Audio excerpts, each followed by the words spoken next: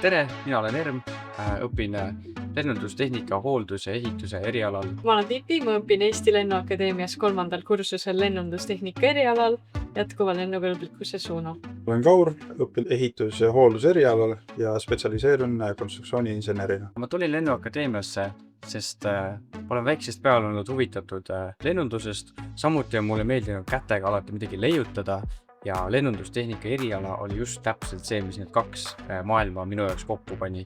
Lennundus on väga ohutuskriitiline eriala ja seega töö, mida me teeme tulevikus, on väga oluline ja väga suure mõjuga. Praktikal moodustab 25% kogu minu õpingutest, mis on suhteliselt suur arv ja annab väga head käelised oskused ja lisandväärtuse su teooriateadmistele. Ehituse ja hoolduse eriala praktika hõlmab näiteks joontmispraktikat, elektroonikat, hooldusprotseduure, lehtmetallitöödes, puidutöödes, komposiitmaterjalidega töötlemisel, lennuki kallal päris tööde tegemine, olgu selleks siis rattaeemaldus või mõne eleroni vahetus. Koolis õppides saame läbi aastat valmis disainida täiesti nullist mehitamata õhusõiduki ja loodetavasti suve alguses minna ka testlennule.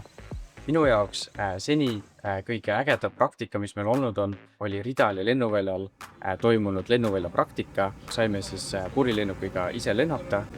Samuti saime veel ise käivitada väikest propellermootoriga lennukit Vilga.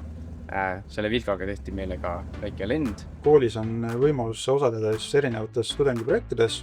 Mina olen nüüd osalenud 3 aastat meil üliõpilasprojektis. Oleme nüüd 2 korda juba käinud Inglismaal võistlemas. Lisaks praktikale teooriatundidest meeldivad mulle kõige rohkem gaasiturbiinmootorid, koldmootorid, õhusõiduki ehitus, aerodünaamika.